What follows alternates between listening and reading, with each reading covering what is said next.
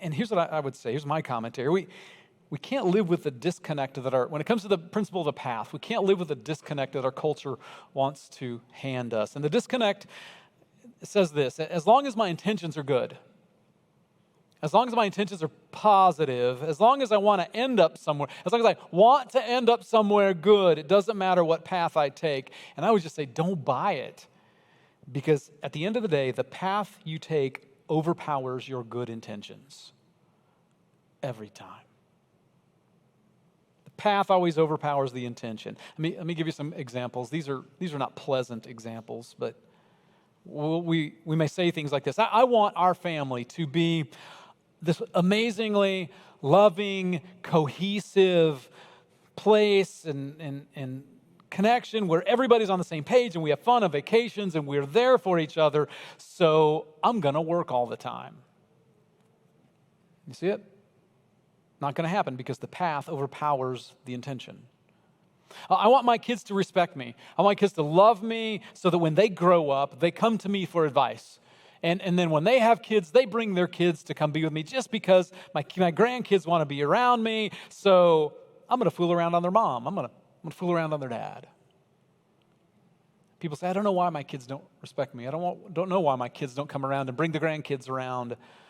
Listen, that's where that path goes every time. And you may think that you're the exception, but you won't be.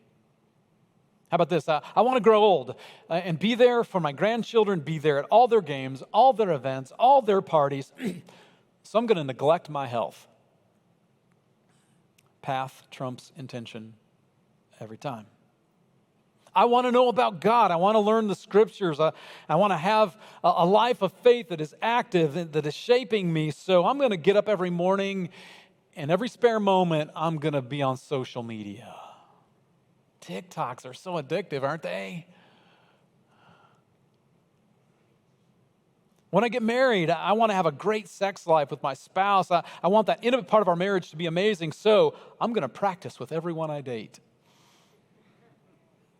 That's a path. And you will not find somebody in their 50s who says that's a great path to a great sex life in your marriage. I mean, it's a path with a very specific destination. It's not good. But in our culture, nobody talks about that.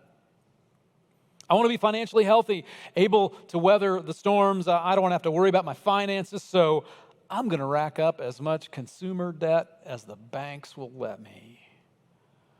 Path trumps intention every time. I want to support some charities and some good causes, so I'm going to spend all my money on me. I want my children to be brought up with strong Christian values, so we're going to sleep in on Sundays. Path trumps intention every time. Here's a good question. Why does it seem like we're always drawn to the wrong path? It doesn't seem fair. Why does it seem we're always drawn to the wrong path? And I think the answer is because the wrong path has this strong emotional appeal. Always seems to have a strong emotional appeal. And the wrong path always seems to offer a quick fix or a quick thrill. And just however we're wired. I don't know. I mean, that's why, and this is interesting, that's why other people around us can see when we're on a path that leads to a place where we don't want to go that we can't see. Other people around us can say, why are you doing that? You know, what's going on? You know, don't you see where you're going? Because they're not as emotionally attached to the path as we are. They can see it. And that's why we need to practice silence and solitude. It's part of our spiritual life. Just quiet ourselves so we can listen for God's voice. It's why we need people around us. You know, we need people, specifically people older than us, who have more experience than us, that can say, hey, you know what? I see what you're doing. I see where you're heading, but just from experience, let me tell you where that ends. We need people like that. That's why we talk about life groups here and small groups here, so that all of us have that connection of a few people that we develop the kind of trust where they can speak into our lives and send the awkward text, make the awkward phone call. You know, that awkward text, awkward phone call, it says, I love you. You know I love you, but I just see this going on, and do you know where it's going to lead? Because maybe you can't see it right now, but I can kind of see it. We need those people around us. The question is, are we going to listen to them when they speak to us? Are we going to listen? Or are we going to say, no, I know what I'm doing. I'm the exception. I am the exception. It's not going to happen to me. I'm going to be the one that breaks the principle of the path. Now, so far, everything I've said has kind of been on the warning side, but you gotta talk about real quick that the principle of the path can work for you too in very positive, beautiful ways. And some of you have been on the path of faithfulness and the path of integrity and the path of forgiveness for years and years and years. And you're arriving at these destinations that are beautiful. I mean, place where there's healthy relationships and healthy finances and a deep connection to God.